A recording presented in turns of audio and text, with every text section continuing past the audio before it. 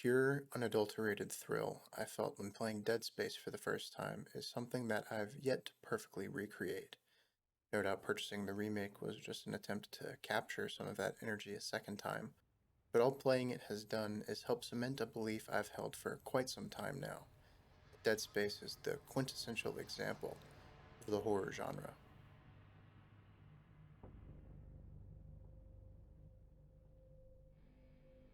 I know that it's very brave to compare video games to other works of art, and while Dead Space may truly benefit from the interactive nature of its medium, you can't exactly close your eyes or hide behind your hands while playing a video game. It's the strength of the setting, the Ishimura sprawl and Tau Volantis, and the effectiveness of its monster that elevate it to brilliance, regardless of its medium. One of the things the franchise does exceedingly well, I think, is how it marries two different types of horror.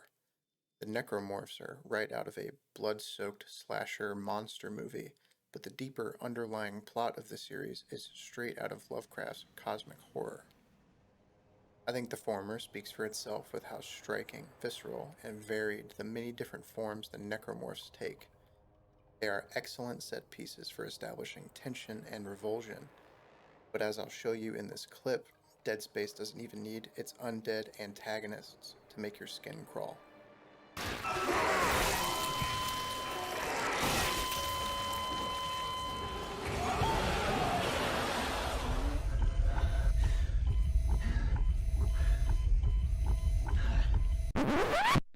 Gotcha. But honestly, there is something so universally terrifying about this eye machine. I know that this is a very brave and nuanced and original opinion of mine. Please hold your applause until the end of the video. But I think there's something to be said about the series' ability to prey on something inherent in everyone. Eye terror, yes, but also existential dread. More on that later. But the necromorphs are only half of the equation. The true terror of Dead Space isn't to be found in the many different violent scenes. The fear of being hunted down and killed is transient. The linchpin of the narrative and the true antagonist of the series is this. Psych! It's this. Throughout the course of Dead Space 1, Isaac Clarke, our titular protagonist, begins to piece together information regarding the USG Ishimura's mission around a distant planet known as Aegis 7. A simple, deep space mining operation gone wrong. So wrong, in fact, they instead unearthed an artifact of apparent alien origin, the Marker.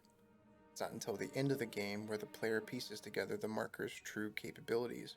They are, but are not limited to, the transmission of the necromorph mutation and the mental manipulation of anything in relative proximity to it.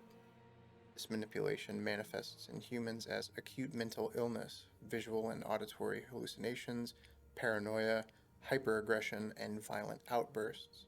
The worst cases result in homicide, suicide, or perhaps worst of all, the compulsion of its victim to construct duplicate copies of itself in a twisted and manipulative form of reproduction. Containing them might seem like an elegant solution, but that doesn't work either.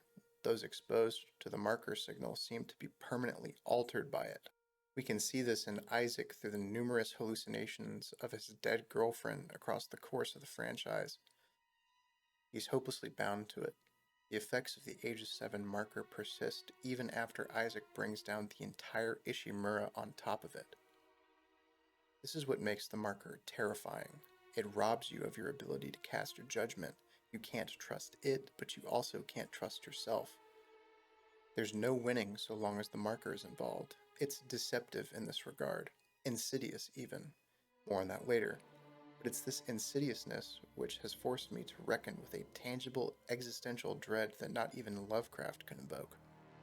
See, the marker is the true monster in Dead Space, and it's the implications which the marker invites that cement it as a masterclass in cosmic horror.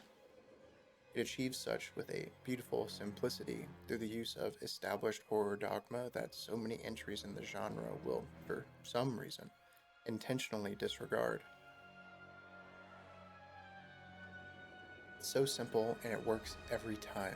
I don't know why so many games and movies get this wrong. A person is always going to be more afraid of their own imagination rather than what's placed in front of them on a page or on a screen.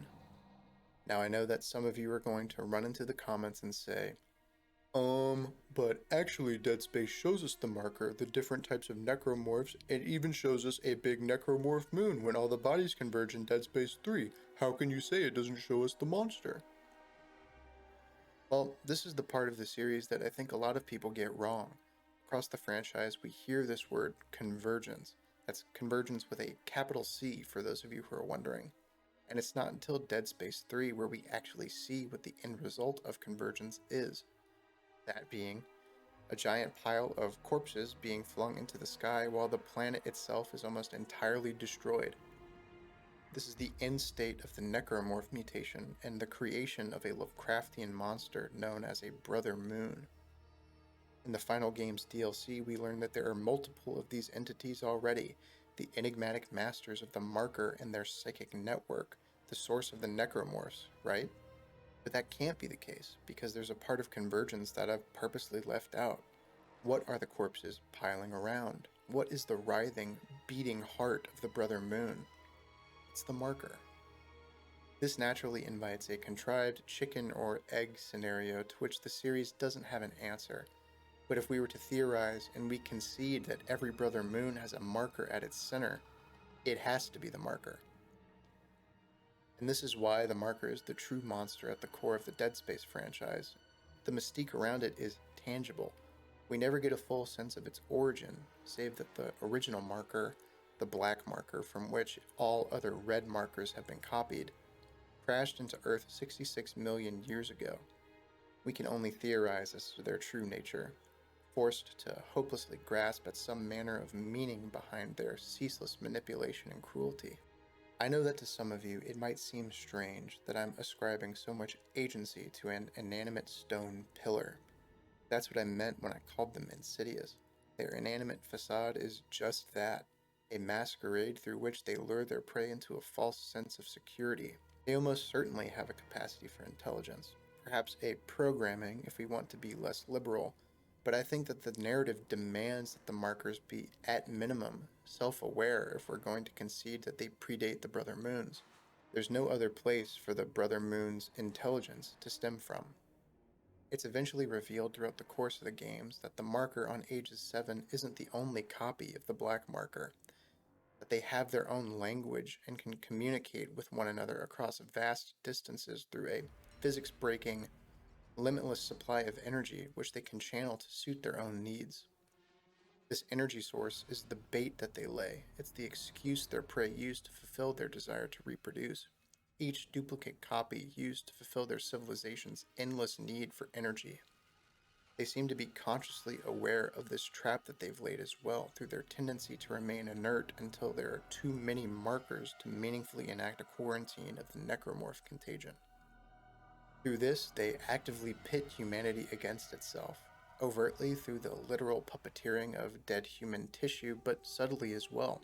Unitology, the setting's most prevalent religion, is a cult propaganda machine through which the markers spread their rhetoric. The icon of the church itself is literally a marker.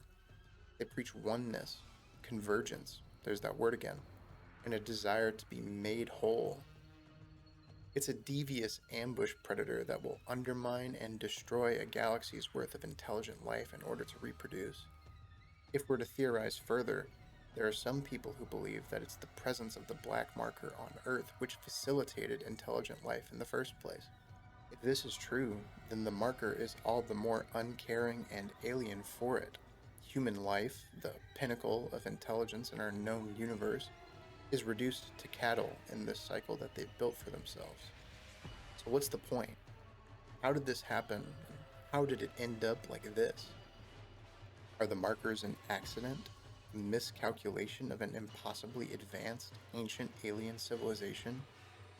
Are they perhaps divine punishment for humanity's reckless quest for knowledge and power, a disastrous consequence of our own greed? Are they maybe some physics-breaking paracausal entity, pure evil and chaos incarnate, a reflection of a cruel and uncaring universe? We may never know. All we can do is go through the series and contend with our place in the universe in light of the hopelessness and despair the markers represent. The hopelessness and despair that Lovecraft sought to invoke through his own work. The hopelessness that humanity is alone in the universe, not because it was supposed to be this way, but because each of our alien neighbors were systematically consumed by a hyper-intelligent intergalactic predator to which we will inevitably succumb. All we can do in light of these dreadful thoughts is contemplate one of Lovecraft's most poignant lines. We live on a placid island of ignorance in the midst of black seas of infinity, and it was not meant that we should voyage far. Thank you for watching. I'm new to the whole YouTube thing, so if you like this content and want to see more of it, please like, subscribe, and hit the notification bell. You can also find me on Twitch where I stream less existential content at neon_defcon. Thanks for sticking around until the end of my video. It means a lot.